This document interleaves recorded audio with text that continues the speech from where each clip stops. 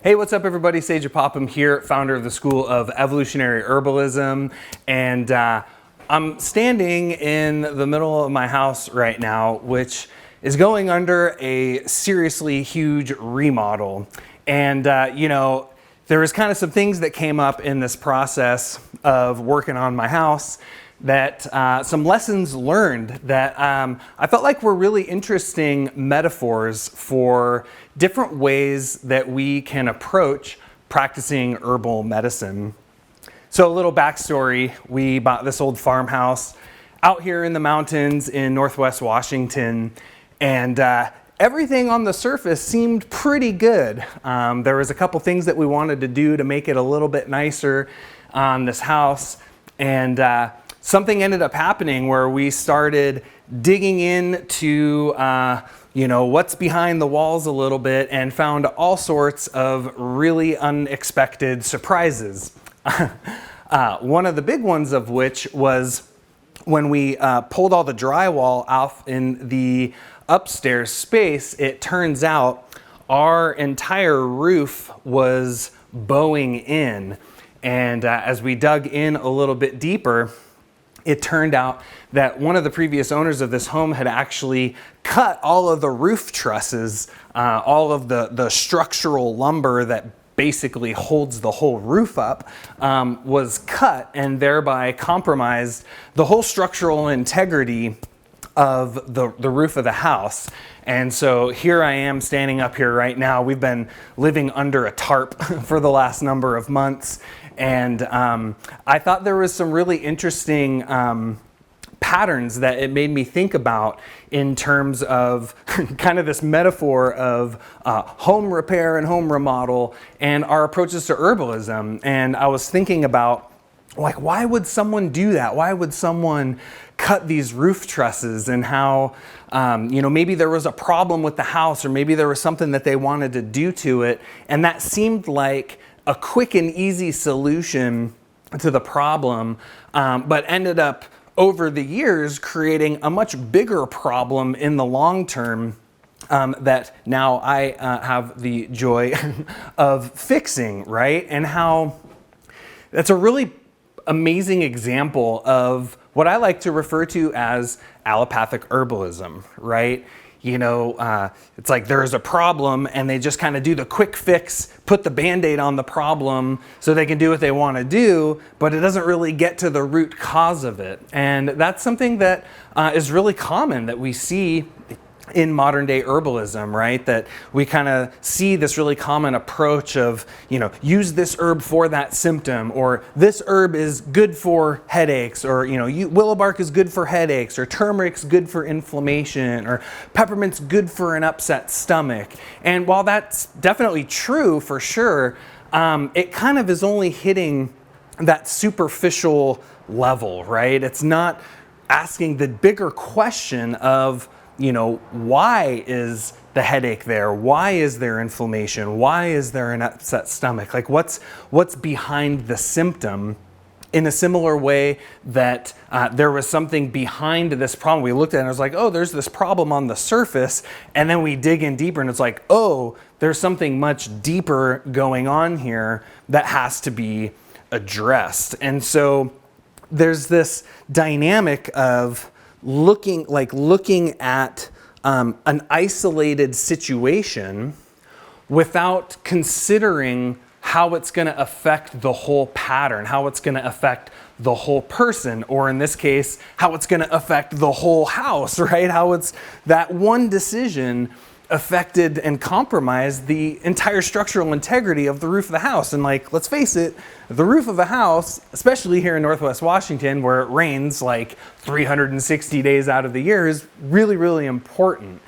And so I was just thinking about kind of lessons learned from this house remodel and how it's been teaching me as an herbalist in terms of how we think about and how we approach working with people as an herbalist. And so one of those lessons learned is how, sometimes as we're going through our lives, we make these decisions, and we make these decisions in terms of, maybe how we live every day, or decisions about, things that we put into our body.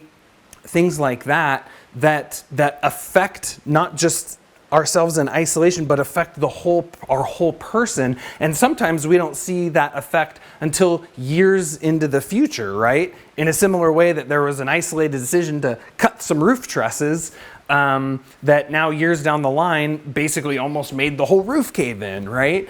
In a similar way that, sometimes we're going through our lives and, maybe we get sick in a certain way, and maybe we have to take some antibiotics or something like that. And it might fix the problem in the short term, but maybe in the long term, there's future detrimental effects on our body.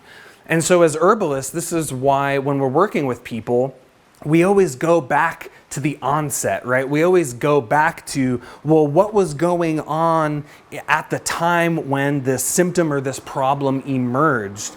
And that's one way that we're able to kind of do our detective work to find out what is that root cause. Like when did it begin and what was going on then?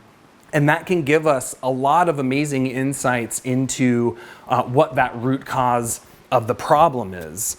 And, another lesson learned is that sometimes when we're working with people as herbalists, that when you focus on one part of the body, you look at maybe this particular symptom, maybe there's a skin condition, and we think, oh, well, maybe just put a cream on the skin or use a salve on the skin and to treat that.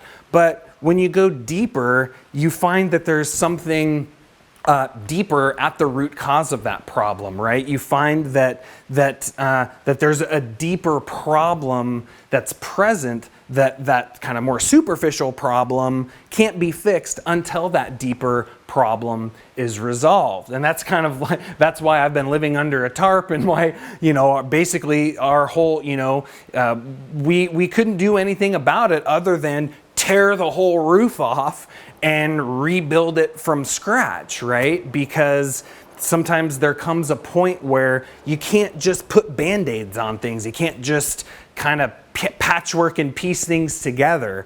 And it's that way with our health too, right? That we can't just go on and on and on treating symptoms, right? And I kind of keep coming back to this, is that sometimes we have to look on a deeper level. This is something that I realized actually with a client that I was working with recently, where, she had a lot of health problems going on, a lot of deep level health problems going on. And, but at the same time, she had really low energy levels. She wasn't sleeping well at night. She didn't have much appetite. And kind of the treatments that I was working with her, they were helping, but they weren't helping on the level that I wanted them to help her on. And I had this realization that, the vitality is low.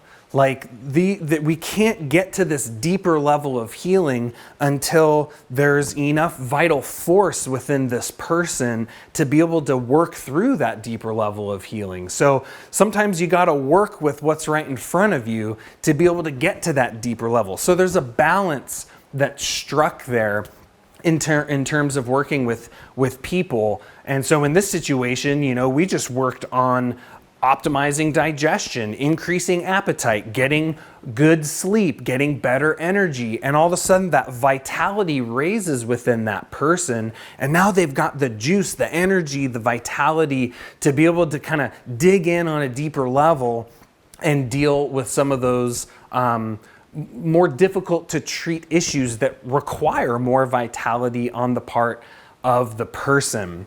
So sometimes you focus on one thing and it you go down this rabbit hole and it turns into a whole lot of other things that you don't really quite think of as being, what you start off focusing on. Sometimes you got to go into other directions in order to fix it, right? And on that note, right, is kind of another lesson learned from a house remodel to herbalism, is that sometimes one issue can't be resolved until another core issue is resolved, right? And that's kind of what I was talking about there. is that sometimes you can't treat the skin condition until the liver is treated or until the digestion is treated. Sometimes that systemic inflammation and joint pain and autoimmune condition, can't be treated until we fix the leaky gut. Sometimes the headache can't be treated until we really start to understand, their stress levels and their sleep levels and what kind of foods they're eating on a daily life. We can't look at things in isolation. And I think that's the big lesson learned here from a house remodel and how it applies to herbalism, is that nothing exists in isolation. Everything that we do affects the wholeness of who we are. And as holistic herbalists, I think one of the most important things is for us to really understand how those interconnections work within a human being, how we can't just look at the symptom in isolation. We have to look at the whole person, right? And by the whole person, I mean not just the body, but we have to look at the whole life of the person, how they live every day, the thoughts they think, the feelings they feel, their perceptions of the world around them. All of these things are going to influence their health, because our mind isn't separate from our body and our emotions aren't separate from our mind. We're a whole person. And I think that's one of the most important things in our modern era of herbal medicine that's so important for us to remember, is that we are a whole person and that these plants treat the whole person.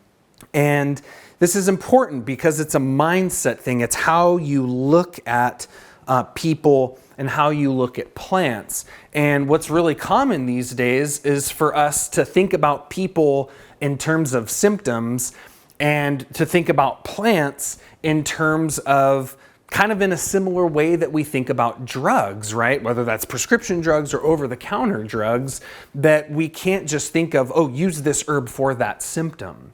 It doesn't work, right? That there's a deeper level of understanding, and that is really what vitalism is all about. These vitalist traditions of plant medicine that have been used all across the world for a long time, before we understood anything about biochemistry or really even anatomy and physiology the way we understand it in today's world. That herbal medicine has been successfully practiced for a very long time, through a very different orientation than just this biomedical model that we see so present in the modern world. And that to be an effective herbalist, to be a successful herbalist, we have to really train our minds and train kind of how we see things and not get caught in that allopathic mode of seeing things. I always like to say that the practice of allopathy isn't so much about what kinds of remedies you use, but how you use those remedies, right? A lot of people tend to think that, I use herbs, so I'm holistic. But we can use herbs allopathically in the same way we use drugs allopathically, right? So holistic medicine isn't just about what you use, but how you use it. And if you're, following the plant path and you're really tuned into the plants and want to be working with them to help people, you probably don't want to be an allopathic herbalist, right? You don't want to just put band-aids on symptoms. You don't want to cut the roof rafters, right? You want to treat the root cause. You want to get in and fix the core problem.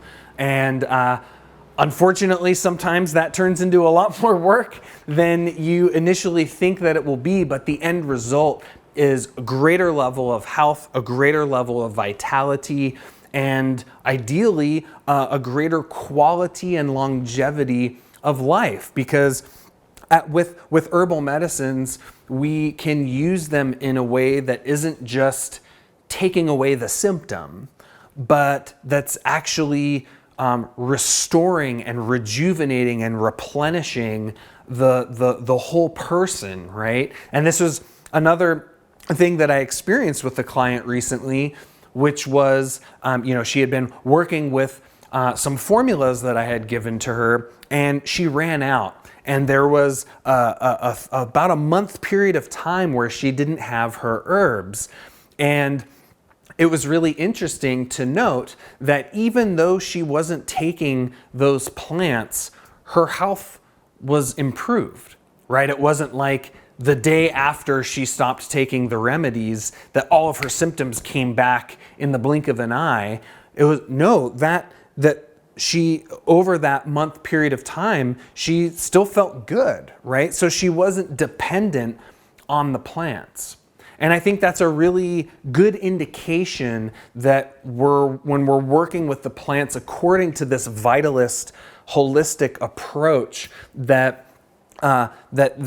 even without the herbs, that we're seeing the quality of health improve. And I think that's what we really want to achieve in our work with people, is so that they're not just relying on the herbs, but we're using the herbs to correct core constitutional tissue state, even biochemical imbalances within the body, so that it's fixed, right? And then they stop taking the herbs and they're able to move forward with their life and with their health in a good way. So it was just something I was thinking about. I was kind of standing up here the other day looking at the chaos that is my home right now, and how there is a lot of lessons in here for me in the way that I was thinking about just kind of my approach to herbal med, not just my approach, but any holistic practitioner's approach to healing. And I just thought it was interesting to think about and wanted to share that with you all. Thank you so much for tuning into this video here and for following my work. And if you're not watching this on my blog, head on over to evolutionaryherbalism.com, where we've got tons of free training and videos and audios. Be sure to tune into our podcast at The Plant Path, our YouTube channel, Facebook, Instagram. Follow us on all those channels for daily inspiration and herbal wisdom, and how you can have support on your plant path to being of service to your family, your community, your clinic, through the healing power of the plant. So thanks so much for tuning in. I'm Sage Popham. Until next time, take care and be well.